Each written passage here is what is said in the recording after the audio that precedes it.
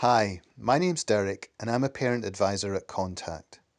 I want to talk about what happens to Disability Living Allowance payments when a child goes into residential accommodation. During this podcast, I'll refer to Disability Living Allowance as DLA for short. If your child goes into a residential placement and the costs are being met by public funds, for example by the local authority, this affects payment of the care component of DLA. However, the mobility component's not affected and should continue to be paid in full. These rules apply regardless of whether your child is in residential care or in a residential school. The care component continues to be paid for the first 28 days that your child is in a residential setting.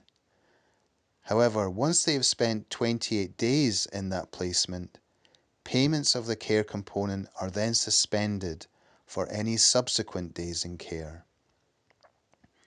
If your child comes home, for example at weekends or during holidays, you should be paid the care component for the days they spend at home. Both the day they leave residential accommodation and the day they return there are both treated as days at home. So if your child comes home on a Friday and returns to the residential placement on a Monday, they will be treated as having spent 4 days at home, and you would therefore get 4/7 of the care component for that week.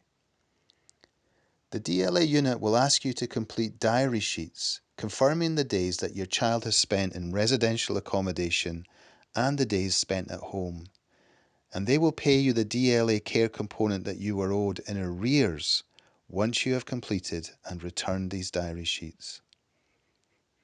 If your child goes in and out of residential accommodation, different stays in care that are separated by 28 days or less are added together when counting how many days that your child has been in care in total.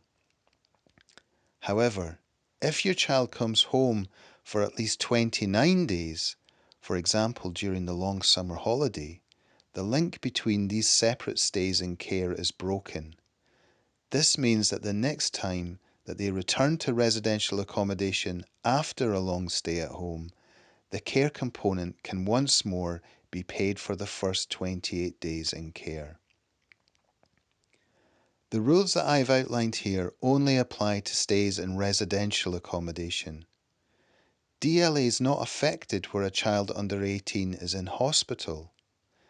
Sometimes a child who's in a residential placement that's fully funded by the NHS will fall under the hospital rather than the residential accommodation rules.